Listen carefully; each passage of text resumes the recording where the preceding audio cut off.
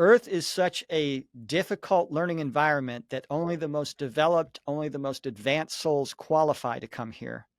Even so, there are, for every 100 souls that want to come to Earth for the amazing learning experience and a huge jump in consciousness, there's only one body for every 100 that want to come here.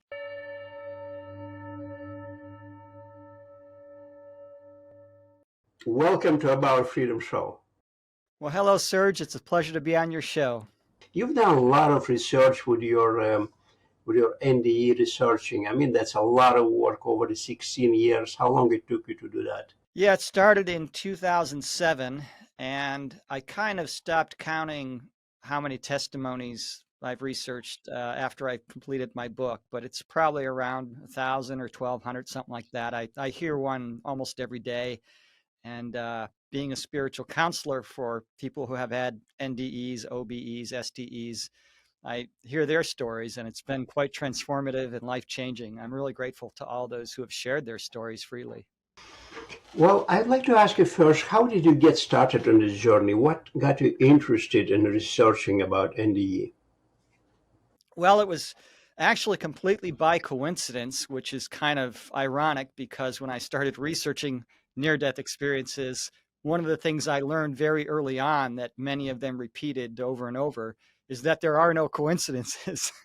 So what happened is back in 1999, I had a chronic physical condition, chronic tendonitis throughout my body. It started in my hands and it went to my feet and jaw. And I even, when it got really bad, I spent 3 years in a mobility scooter because I couldn't be on my feet for more than 5 or 10 minutes. And I had been prayed for by, I don't know, a dozen churches, hundreds of people over years, tried every medical cure there was, spent tens of thousands of dollars trying to cure it, and it was just getting worse. And I fell into a deep depression, and I was out of work for a couple of weeks, and I clicked on a random YouTube video. Now, this is back in 2007 when YouTube was fairly new, and it was a video about an atheist who died, had an experience in the afterlife, and returned. And it was very curious because I took training in spotting lies because of the job that I was in at that time. And he didn't display any of the signs of lying. As a matter of fact, all the signs showed that he was being authentic.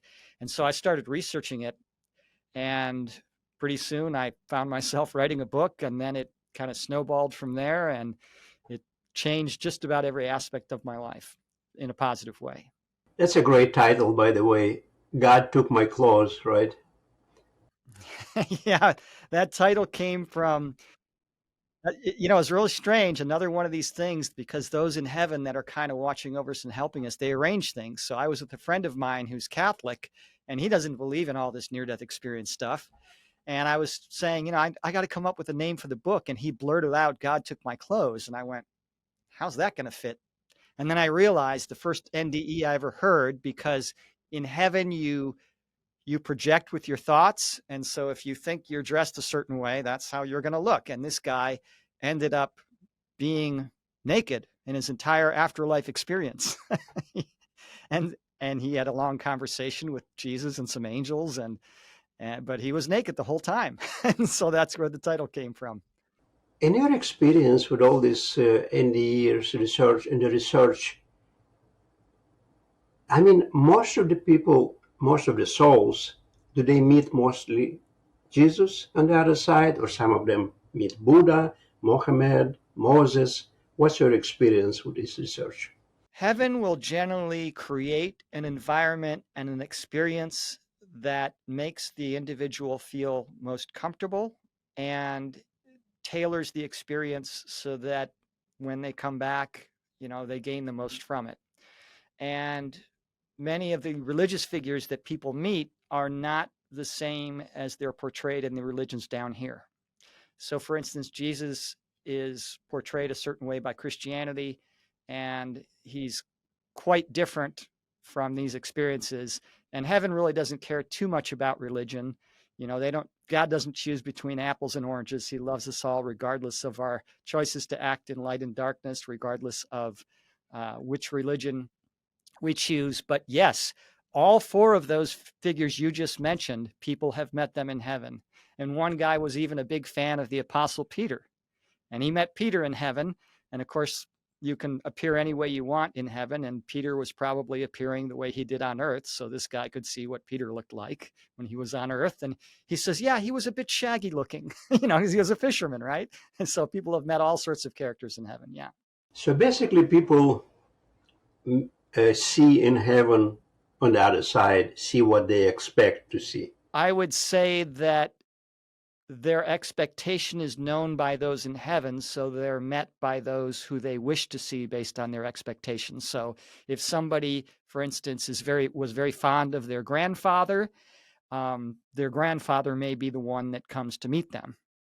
So it's not the expectation that causes who they see, it's the expectation probably that's read or understood by those in heaven, and so they cater the experience that the person feels comfortable.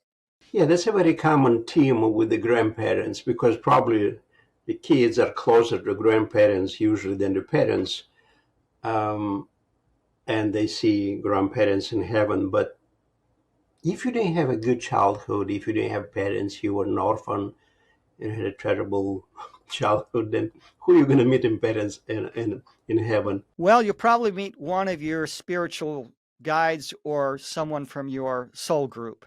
So just like human beings down here on earth will form different groups, oh, I'm a member of a golf club because I like golfing, and then I'm a member of this church, and then I'm a member of these business people.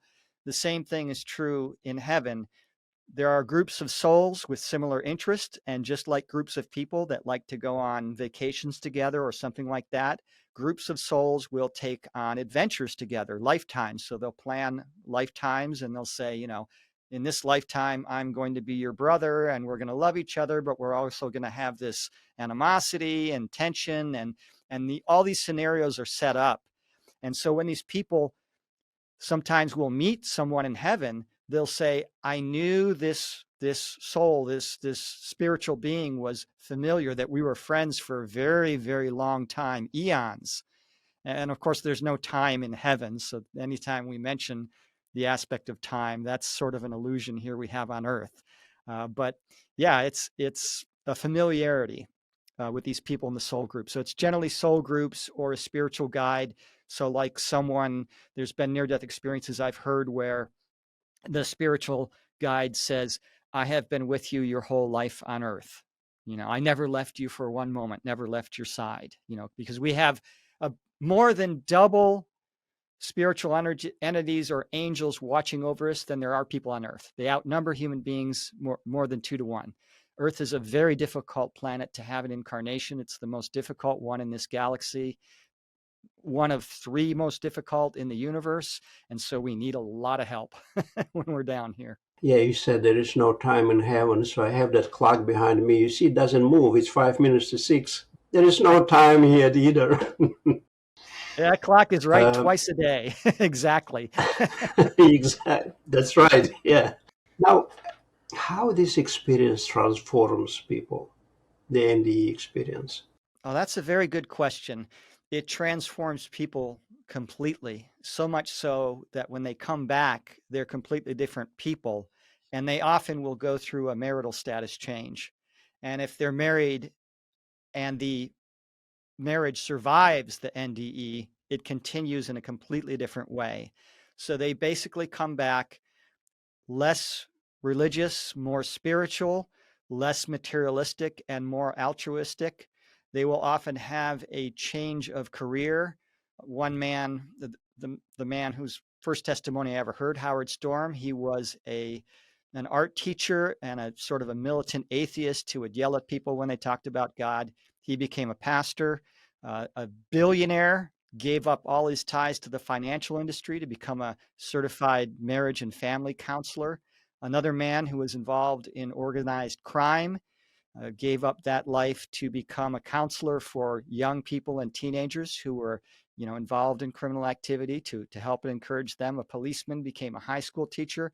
And whatever thing that the person was chasing in their life before their NDE, whether it was a career or a hobby or a certain activity, that tends to take a back seat to having meaningful, loving relationships and making a contribution to humanity. So yes, it completely transforms people, and their friends and family will often say it's just not the same person. It's a better or the best version of them that they could be on earth.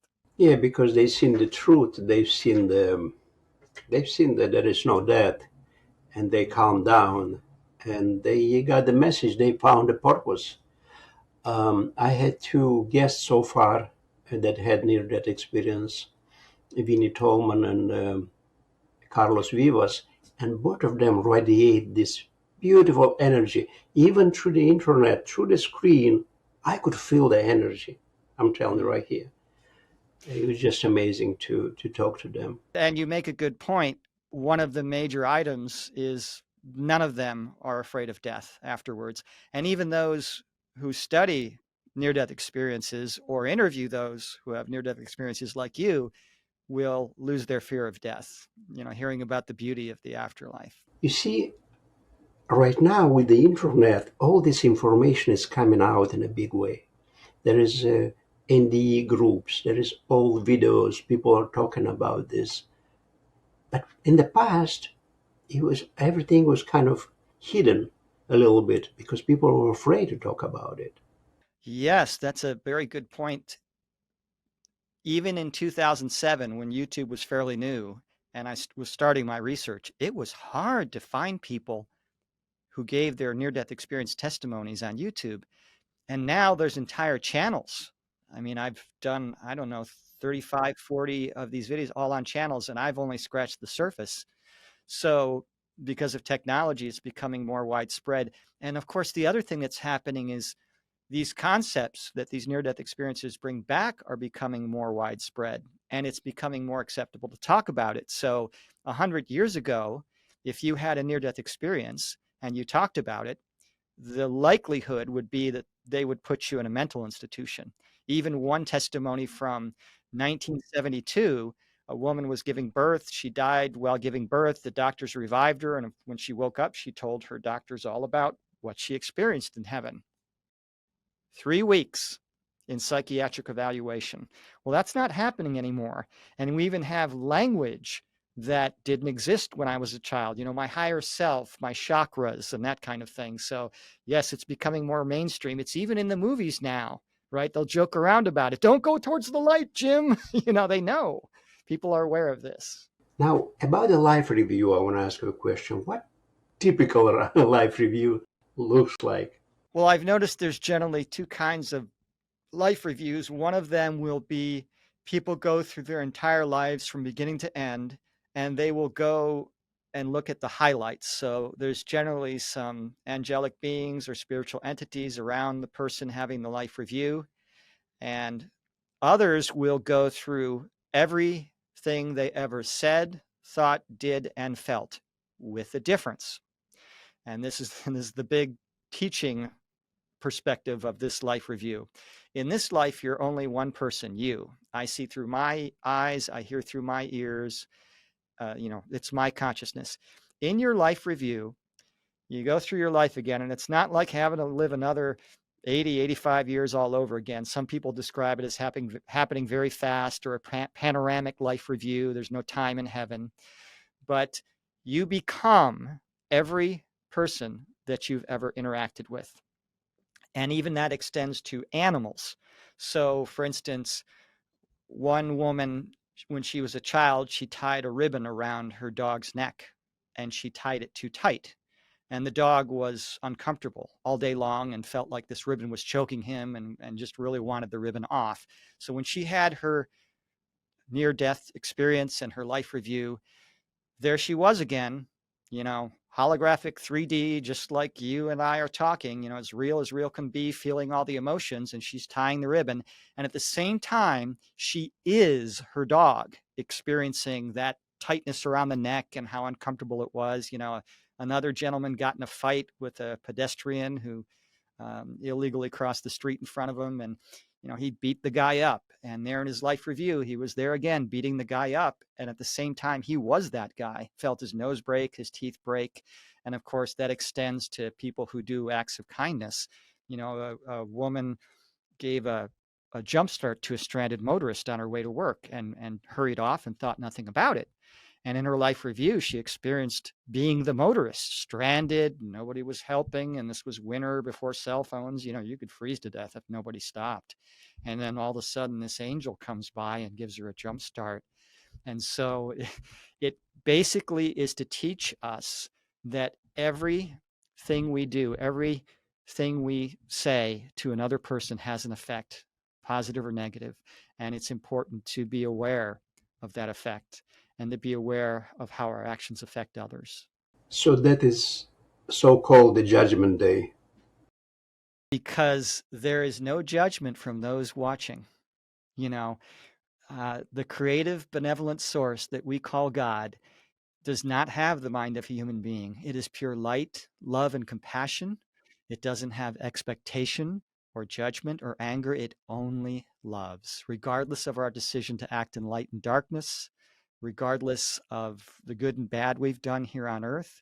They only love us. And so the only person judging is themselves. And sometimes they have to, if the person was being particularly cruel and selfish and manipulative to their fellow human beings, they feel the effect of that. They feel being those people from their perspective, and they feel guilty, and they have to sometimes stop the life review and shine tangible feelings of love and acceptance until the individual can continue the life review. One man, even, he had murdered another person in his life, and he got to that part of his life review where he had murdered another person. He was all upset, and they stopped the life review and they said, "What's wrong?" And they said, "You're doing fine." And he said, "I'm doing fine. What are you talking about? I just murdered another person." And they said, "Well, yeah, but not really. He's up here, he's alive and well, and he'll go back down to earth and choose another lifetime when he wants to, and you didn't really do any permanent harm." So it's kind of a different perspective from the way they see it. So I'm going to give you a drastic example here. Let's say Hitler is in front of his life review. How much pain he's got to suffer through all these? There's millions of lives being affected by his, by his actions. Well, I'm sure he had a very difficult life review. Interestingly enough, I heard from one near-death experiencer who said that that was not in his life plan to start World War II. So he probably had a very difficult life review.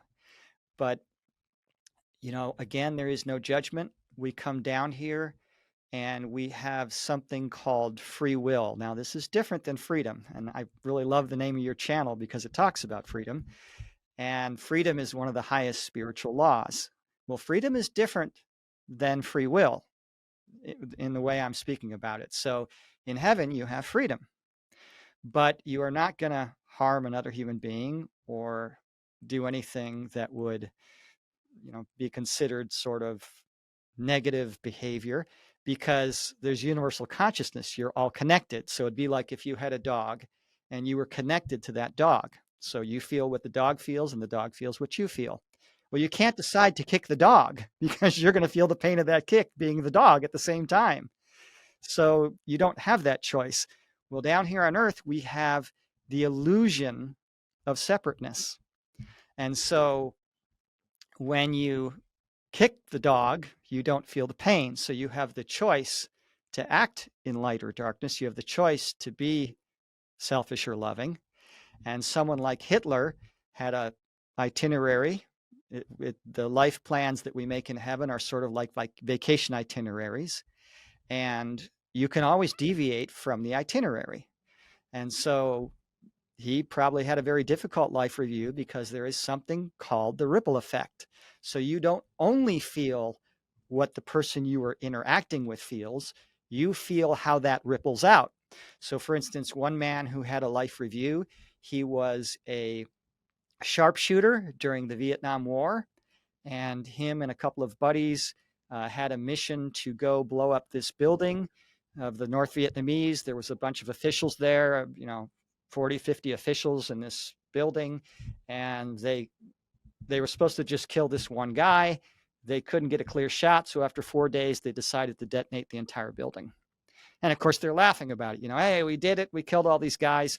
Well, in his life review, he felt the pain of those people dying, and then he experienced the pain of, every wife and child when the army official comes and knocks on the door and, oh, I'm sorry, your husband was killed in the war, and the pain of the mother and the pain of the children growing up without a father. And oh yes, the life review can be very difficult. It can also be like emotional fireworks.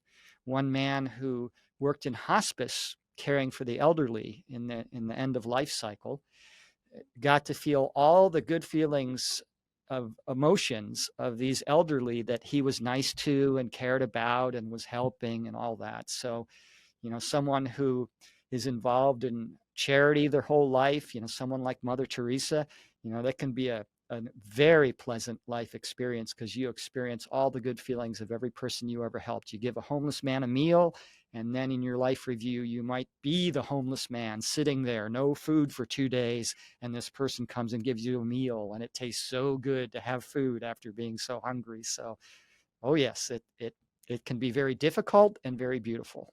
Well, I'm probably going to get some criticism for this from some American patriots, but I watched a movie. It was very popular a couple of years ago about a sniper, Kyle or Chris Kale. You remember that movie?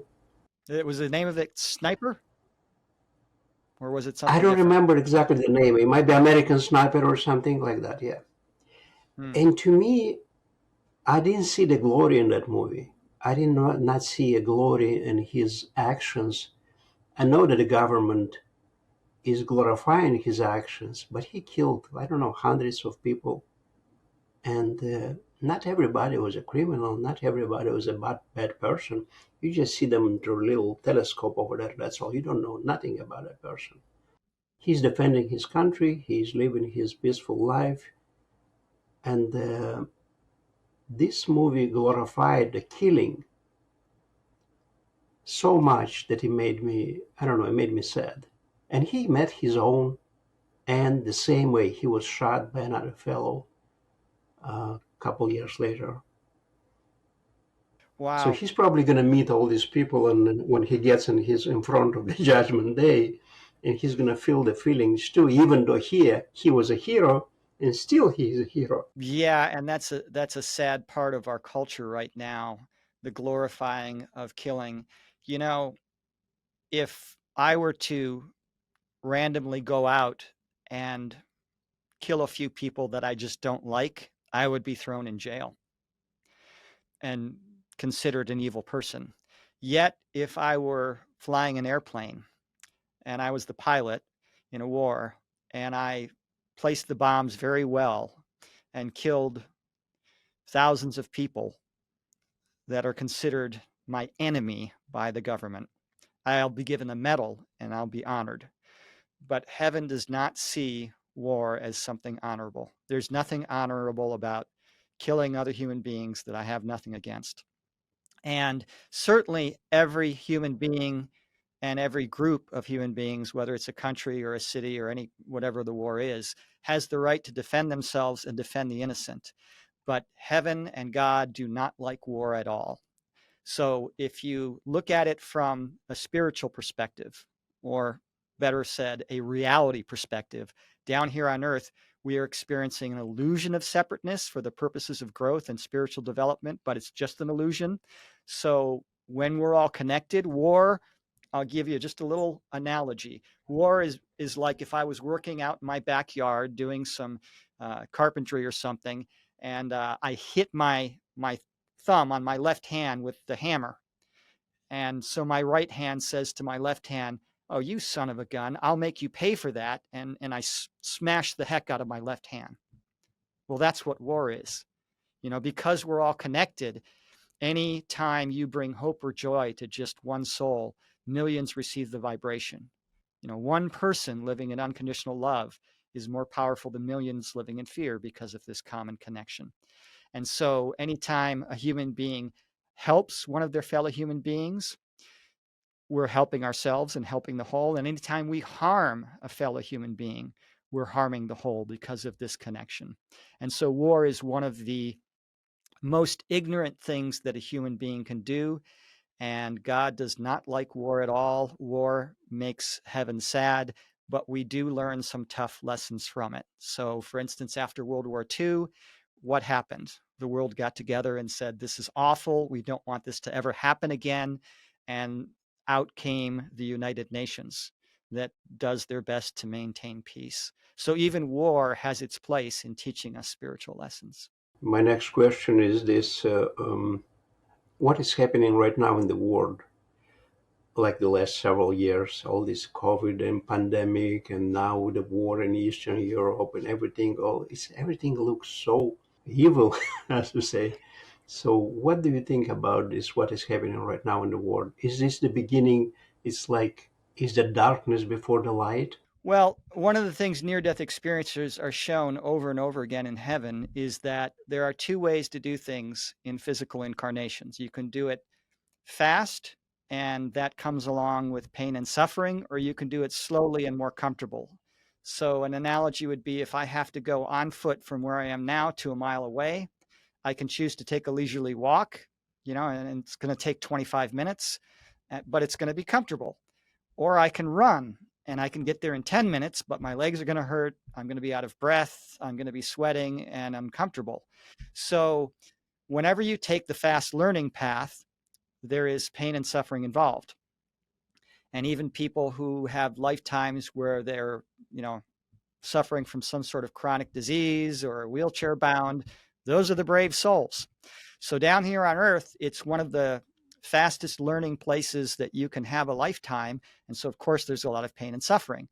So COVID, for example, it had its spiritual purpose. Humanity made a subconscious decision to allow that to happen, and it accomplished various purposes. One thing was it gave Mother Earth a breather. With our modern industrial society, we're polluting the air, the water, um, and the soil, and Mother Earth needed a breather. And people who lived 30, 40 miles away from the Himalayas could see the mountains for the first time in decades. Animals came back into areas they had been gone for a while, all because of a reduction in human activity. It forced people to face their fear of death. And some people had near-death experiences from COVID. When I was at the IANS conference in Salt Lake City last year, the International Association of Near-Death Experience Studies, I met two people who had near-death experiences because of COVID. It forced people to reevaluate their lives. A lot of people, their jobs just stopped, and we kind of, in this country, in the United States, tend to focus on our careers, and people had to kind of look at their lives and say, is this what I want to do? It forced people to evaluate bad relationships. The husband and wife are both home together all the time, and it forced them to either fix that relationship or to separate so they could move on with their lives. So it had a lot of higher purposes, and it was something we allowed to happen. Now, war is kind of a different story. So there has been a paradigm on this planet for a long time, and that is you make yourself as strong as possible, and then you take from others by any means necessary, force, if you can do it. And that's what war is. It's the lowest vibrational expression of human consciousness that there is. And so you have a world of human beings that are not really interested in war like they used to be. The bulk of human beings today do not want war. And we have some leaders that are lower in their consciousness that want to drag society back into an old way of doing things that was dysfunctional and destructive and damaging. I mean, I recall one World War II veteran saying, war is death, disease, destruction, dismemberment, and a waste of human lives and resources. He said, nobody wins wars. There's losers on every side. And so the wars we're seeing, and they're not over yet, are part of that dysfunctional, low consciousness behavior of some of our world leaders. And we're not going to have any major world wars, but we might still have some major wars. And this is all sort of the darkness and the bad behavior coming to the surface and being dealt with. And from my understanding from near-death experiences, there's not too many that talk about the future, but there are a few. And so, that's a little disclaimer. When I hear something about the importance of love and treating others with kindness and compassion, I've heard that hundreds and hundreds of times. I have no doubt about that. I have no doubt about our eternal nature, that we all go home to heaven eventually. No doubt about that at all. But with the future, it's a little harder to predict because there's so few near-death experiences that hear about it. But from what I've heard, we're only about 50 years away from the beginning of peace on earth. And that'll be just the first step.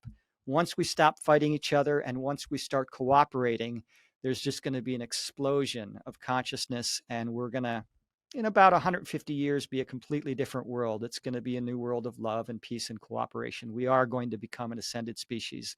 We're not going to destroy ourselves as many of the ancient texts predicted, Nostradamus, Revelation.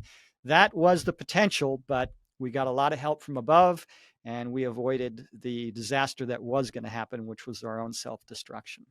Okay, then one more time, David, how do you differentiate what is your mind talking to you or is the angel talking to you? One of the things is when something confuses me, when I hear a spiritual message that confuses me and I have to ask for clarification, then I get the clarification.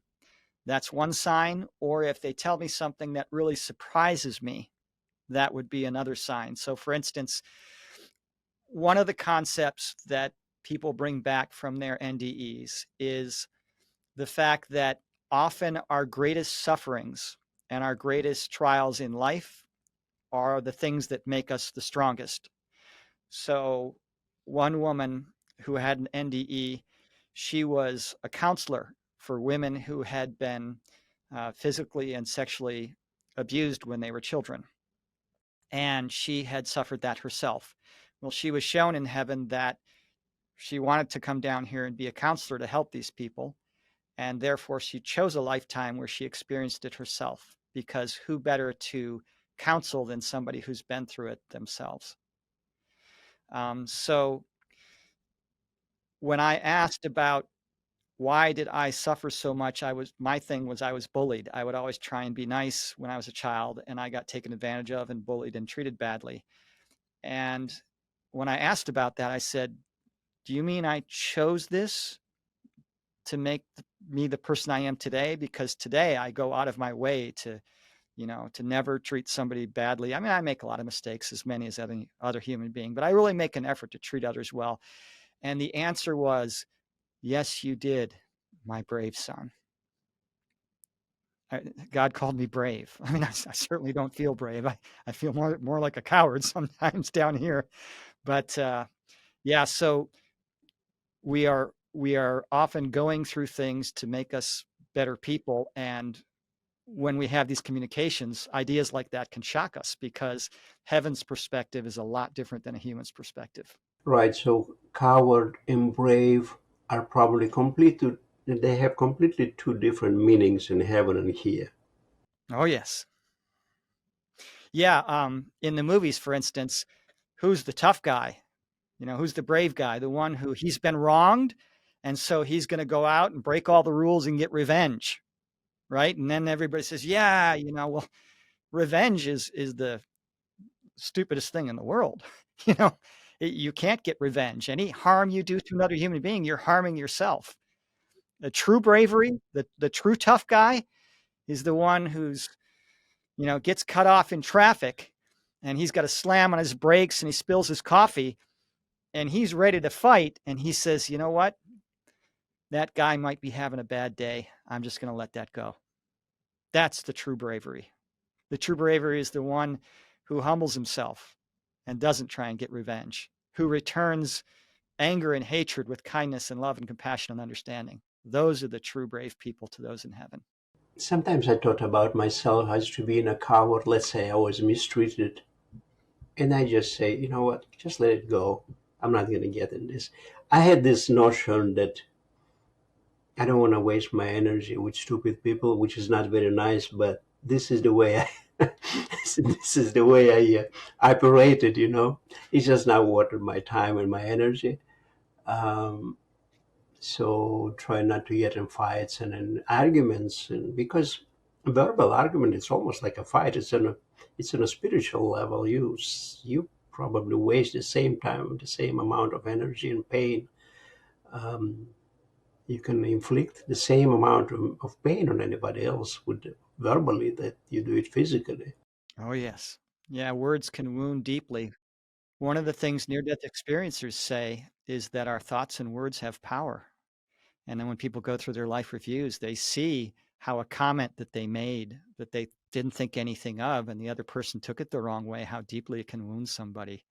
And so one of the things they want us to be mindful of is just to be real careful the way we speak and our thoughts and words and the way we interact with others. It's so important to even just the way we greet each other.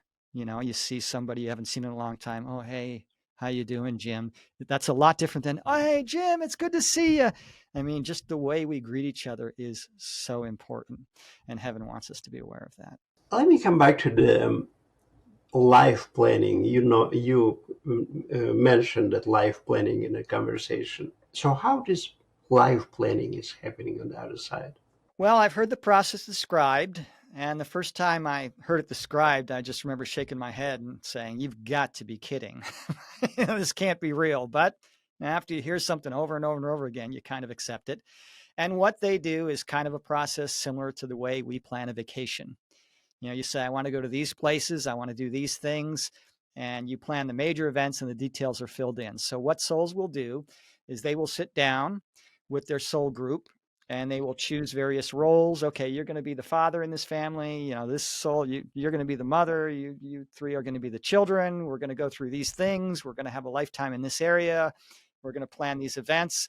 And of course, there's elders or sort of more advanced spiritual guides that are there to kind of help in that process. And they want to make sure you have a good balance. So you don't want to take on a lifetime that's too easy because then you won't learn the lessons. And you don't want to take on one that's so difficult that you will fail. So they kind of act as guides. So you choose your parents, you choose the life. Sometimes you review, you know, various lives and decide which one you want to take on, how big of a challenge you want to take on.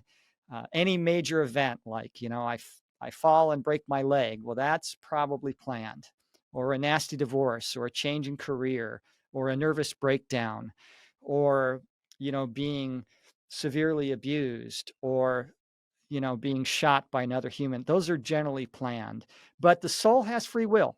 So when you're down here on earth, you can deviate completely from the vacation itinerary, from your planned itinerary. But normally people follow the plan. It's pretty rare you decide to go to Paris, France, and you get there and say, well, I don't like this, I'm going to Germany instead. That happens, but it's pretty rare. Most people follow their soul plan, and their guides kind of help them along in this plan so that they learn their lessons and get over the various life challenges that they face. But what deviates people from their plans when they come here on Earth? One that I've heard that's quite common is suicide. So suicide is like dropping a class that you need to take to graduate, and you're going to have to take it again. It's one of the most foolish things a soul can do. And when a soul commits suicide, when a human being commits suicide, for instance, if it's a married couple and they were planning to have this life together and start a nonprofit organization, but one of them gets depressed and kills themselves, well, the other one can't continue that plan because they're not going to be able to do it on their own. They needed their partner's help. So the free will, we have this interactive, I don't want to call it a simulation, but an interactive environment where we've got these scenarios set up. And if one soul decides to do something, if one person decides I'm going to do this and deviates from the plan, it's going to affect the plan of everybody else around them. So people reincarnate on this Earth because this is a faster school, because it's so hard that they can get older, they can evolve faster here. Yes. So Earth is such a difficult learning environment that only the most developed, only the most advanced souls qualify to come here. Even so, there are, for every 100 souls that want to come to Earth for the amazing learning experience and a huge jump in consciousness, there's only one body for every 100 that want to come here. So even though it's difficult down here, and a lot of people are going through very difficult lives. I mean, I'm sure people are going to listen to this podcast that are going through a very difficult time. It is also an amazing opportunity, and it is a privilege to be down here.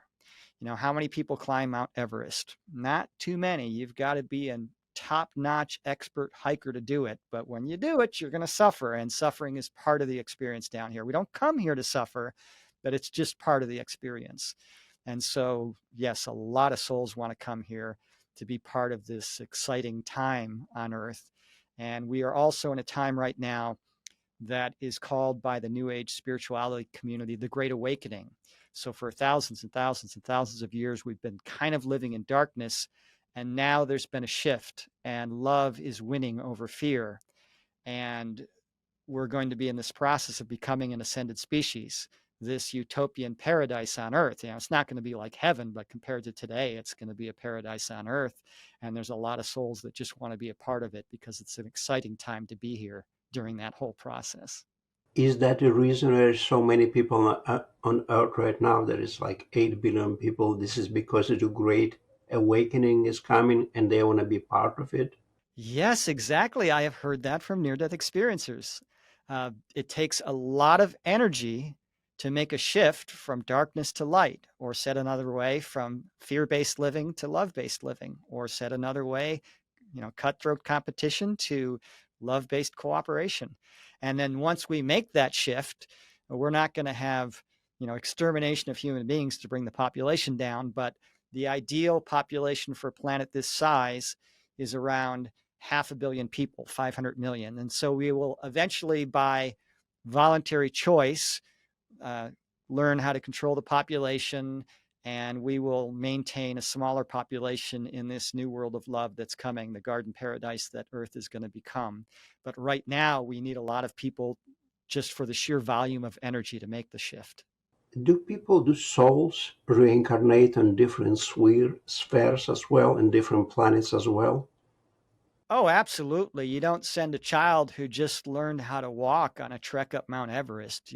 They're not ready for that. So, what souls will do is they will generally, when they're new at incarnating, they will incarnate onto a very advanced planet where they're living in peace with each other and with the environment to kind of get used to physical lives. And then they'll take on more difficult and more difficult planets. And of course, if you've gotten to Earth, I mean, you're an expert soul. You're near the top of your game, because to those on the other side, we are the courageous ones. We're separating ourselves from the love, from the connection, from the beauty. I mean, near-death experiencers say that they experience this love in heaven that's so strong that even the word love is completely inadequate to describe it. I listen to these testimonies, and these guys talk about it like it's the most beautiful thing that's ever happened to them in their entire existence, is to experience that love of heaven. And they get to it and they just can't describe it. They can't convey it in human words. They have analogies, but even the analogies don't really make us understand what it's like. Think about the strongest love you've ever felt in your life and multiply it by about 500 or 1,000. And that's what it feels like to be there. That's what near-death experiencers say. So this is difficult down here. So we are considered brave, courageous souls who are doing great work for heaven, because when you have the illusion of separateness and you can make a free will choice, I can kick the dog or I can pet the dog. And every time a human being, no matter how small the act is, every time a human being has that free will choice and makes the choice of love, it is part of the engine of growth of creation. We are a critical component in the engine of growth of God, the fractal of God growing.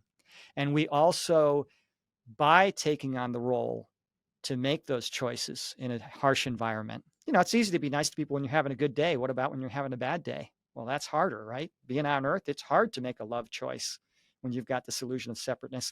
And by taking on this tiny little role in creation, we are creating the sphere, or the bubble, as an analogy, for heaven to exist, for the love of heaven to exist. And so one woman, for instance, she had a very difficult life and she had a near-death experience. And her guides took her to all these other planets where they're the beautiful utopian societies where they were living these amazing lives of happiness and joy and interconnection and growth and learning. And she said, well, that doesn't help me with why I had such a difficult life. And they said, do you not understand? By what you're doing there on Earth, making those choices, you are you are creating the ability for all these beautiful species to exist. If we didn't have a tiny portion of creation experiencing this love fear duality, none of these places could exist. They're experiencing this joy in these beautiful places, and all these races, benevolent beings that you've seen. They're all able to do it because of what you're doing down there on Earth. Yeah, so if you're going through a tough time down here and you feel like a failure, you are not. you're you're doing an amazing job for creation. So if you're having a hard time here, you chose that for your evolution. Oh yes. So things are kind of the opposite from our perspective, right? So what do we see as a successful person? A person who's got this great life where they came from a loving, safe family where they were treated with kindness and brought up in this wonderful home, and they mostly got along with their brothers and sisters and family, and then they get into their career and they just excel, and they have a great career, and they make lots of money, and they're happy people, and they don't have any emotional problems or health problems, and they die, and we say, wow, what a life that person had. You know what that soul's doing? They're taking a breather. Oh, I had a couple of tough lifetimes. You know what? I still want to go down to earth, still want to help out, still want to have a learning experience, but limited this time because I've had a couple of difficult lifetimes. I need to take a breather. I'm going to stop running the marathon and take a walk for a while. And then the ones we see as a big failure, you see like a homeless person there, a drug addicted homeless person, and you think, oh, that's a miserable failure. Well, one guy in his near death experience, he was a businessman, and his guide said, we want to show you something. And they brought him down to earth. He was in his spiritual form, so the earthlings couldn't see him, but they showed him this homeless man that was always outside of his office building every day, this homeless drunk, asking for money. And the angelic being said, well, let us show you who this really is. And they showed the spirit of this homeless man. And he was this great angelic being that was beyond the development of human souls, just this beautiful angelic being who decided to take on that role to help teach love and compassion. Let's see if these businessmen, are touched and try and help me out. And so often what we see as a great success is a great failure to heaven, and often what we see as a great failure is a big success to heaven. Yeah, so there are different levels on the other side. People who want just to relax, who wants a vacation, or just not ready for this toughness. They go to more evolved planets and they have a great life over there. And when they're ready to evolve, they say, okay, let me go.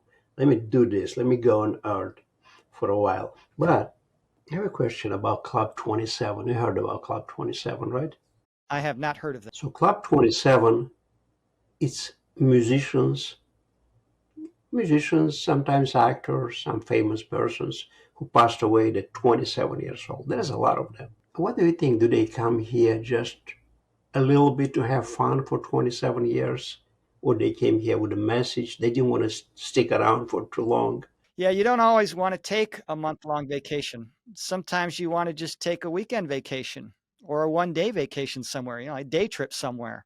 So yeah, there's souls that come in and they say, oh, okay, well, the potential for this life is the child's going to die at 5 of a childhood illness. I had a couple of tough, long lifetimes. Yeah, I'll do a short one this time. That's a soul choice. Most souls in their soul planning do decide where and when they're going to be born, and when and where and how they're going to die. And again, some people deviate from that plan, but generally the duration of the lifetime is planned. And of course, souls have done this many, many times. So I've heard that the average human being, if you were to add up all their physical incarnations, is over 1 million years old. Now, there's no time in heaven, but from a physical perspective, we're very old souls. Do NDEers remember any of their past incarnations? Some of them are shown past incarnations and remember them. Others are told about them, but are not given the memory. And one of the reasons that you will have people on earth who remember previous lifetimes, but only bits and pieces, is because if you were to remember all your lifetimes, it would make the job down here too easy. and it would also be chaotic for the human brain. Yeah, that would be too much to remember. You barely can handle this life here, but if you remember all your life, you all of your past lives, you're probably gonna go insane very quick.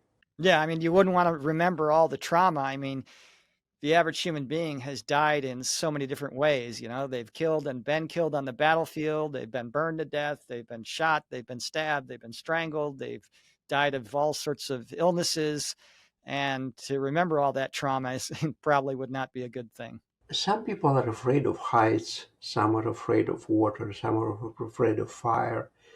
Do you think this is related to their past lives? That maybe they had some kind of tragedy in the past life and they brought that memory back with them. Absolutely. So, from our earthly perspective, because we are experiencing the illusion of time, we are in the present moment right now, and we know what happened yesterday, and then there's going to be something that's going to happen in the future. But in heaven, there is no time. In the afterlife, there's no time whatsoever. And so there's no order of events, and everything is kind of happening simultaneously. They describe it as the continuously unfolding of now, or being aware of eternity, or the eternal now. I've heard it described all sorts of ways.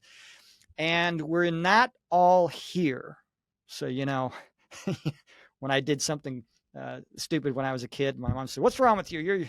Where's your brain? You're not all here." Well, she was right. So when a soul develops to the point where they can handle a lifetime on earth, their difficult place, their energy is so big that only a portion of their energy can go into that human body. If all of the energy tried to go in, it would burn up. So most of us is still on the other side of the veil. And because we are multidimensional beings from our soul's perspective, you're experiencing all your lifetimes simultaneously. So many likes and dislikes or talents come from our multidimensional self. I think I'm not sure about this, but there was a trance channeler who was shown that the reason he hates the cold is because he had a lifetime where he was a courier, hundreds of years ago, and it was in this mountainous cold area, and he spent his entire life, traveling through the cold mountains. He was cold his entire lifetime. Or a child you'll see that plays the piano and just all of a sudden takes to it and becomes a master pianist at 5 years old. Well, that's probably because he had lots of lifetimes developing his musical talents. So yes, a lot of our likes and dislikes and skills come from our multidimensional nature in other lifetimes. Yeah, like Beethoven or Mozart, I don't remember, they started playing the piano brilliantly at 5 years old. Oh yeah, they were masters. Do NDEers bring back from the other side that beautiful feeling that they felt over there? Yes, most of them do. Now, I've seen kind of two different ways it can go. A person who experiences the beauty and love and bliss and ecstasy of heaven, when they come back, even if they have a good life here, earth can often seem like hell, and they can become extremely depressed. But the majority get infused with this love, that white light that they talk about.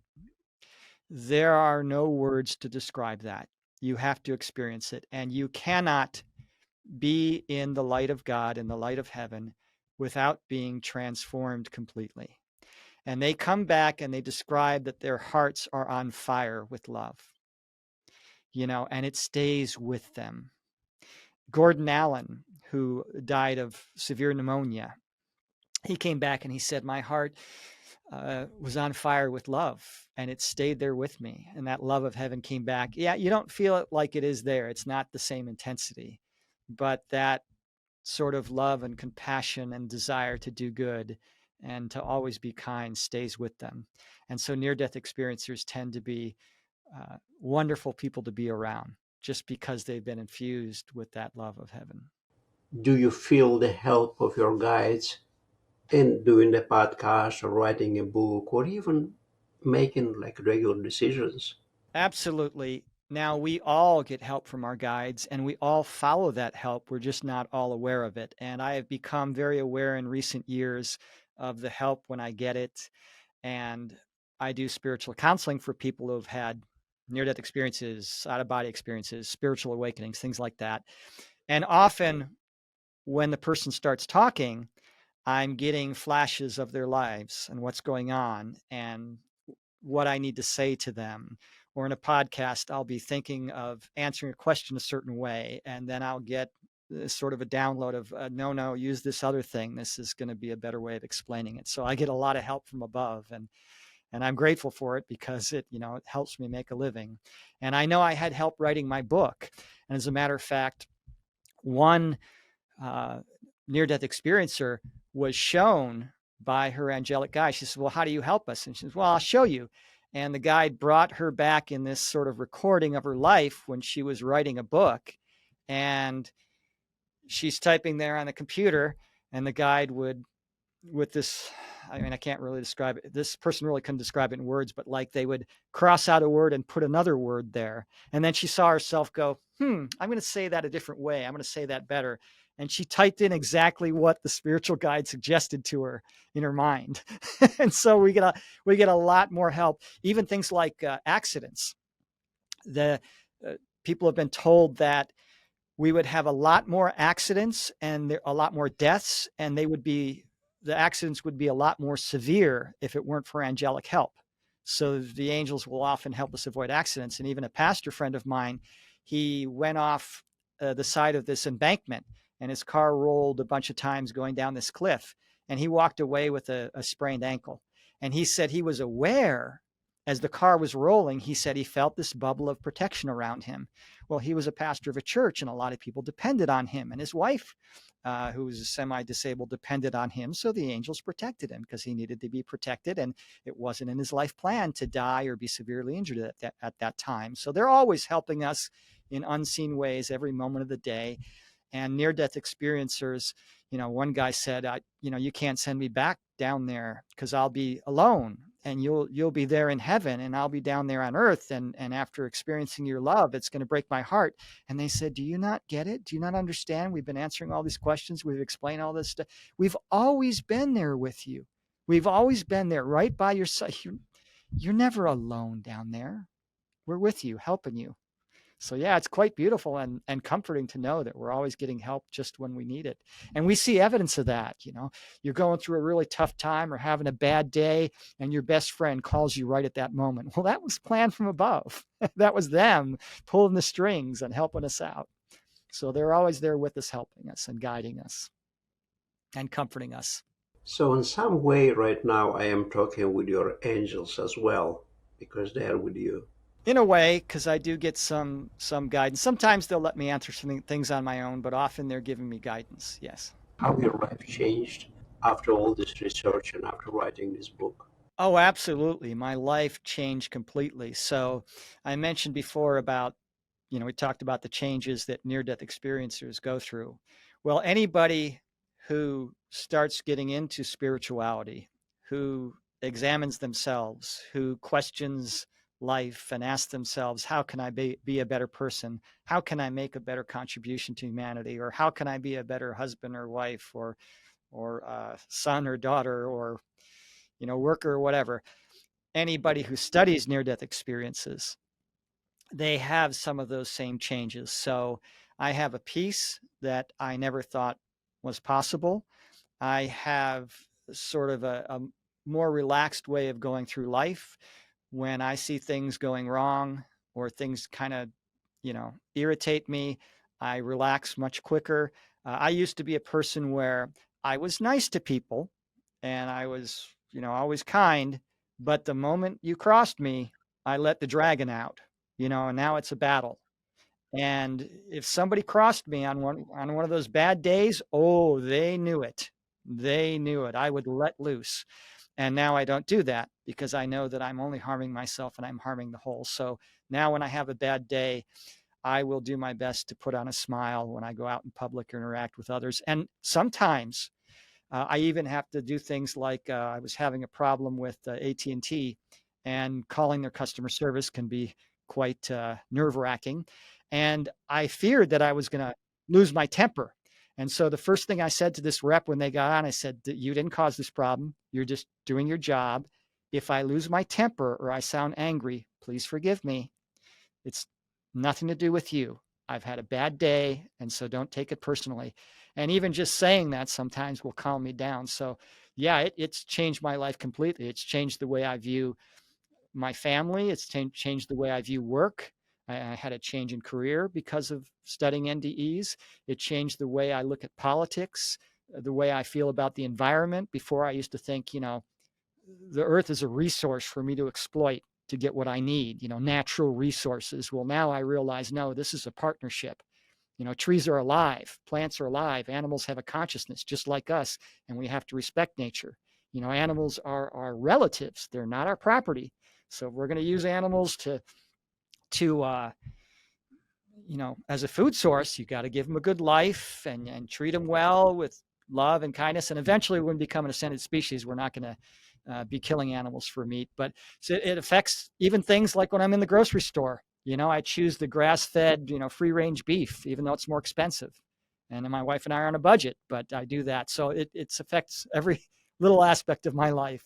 And then, of course, when I choose behavior that's not loving, I feel worse about it, and then I got to forgive myself. And so there's some parts that are tough, but generally it's really improved the quality of my life. And my family and friends noticed a big change, and I get along with family members that I didn't before. So yeah, even just studying near-death experiences produces those positive changes. And also, I would say you found your purpose. Oh, absolutely. And I thought that my engineering career was a waste of time for a while. And then I was shown by my guides that that was actually preparing me for what I do now. And so everything in life has a purpose. Everything that we do, even the negative experiences, are bringing us to a higher level of consciousness, are helping us grow, are helping us make a contribution to the growth of creation. A very good point. The consequences, the events in our life are preparing us for something as long as we understand this. Like your past events prepared you for this, what you're doing right now.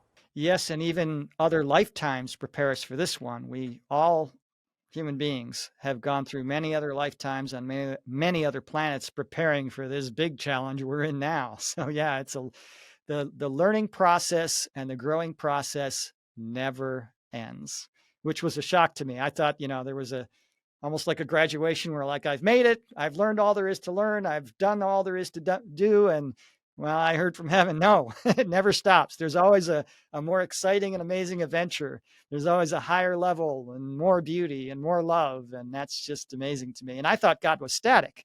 And they said, no, God's growing and developing and maturing just like human beings. Right, yeah, I think God is just evolving through us, play through us. So God experiences everything we experience because we are part of God. We are all little facets of God. And it's kind of like the opposite of atheism. It's the same thing as atheism, just switched around, right? So an atheist believes that we're human beings pretending that there's a God, when in reality, we're little facets of God pretending to be human. So yeah, we're all part of that perfect whole. And God is perfect and always has been perfect and always will be perfect, but perfection does not mean that change and growth can't happen. So, you can have your perfect little newborn child, but the child can still grow and mature and learn. Well, David, I appreciate so much you being on my show and the work you're doing. And I wanted to ask you this: can you tell us about your book, God Took My Clothes? Sure.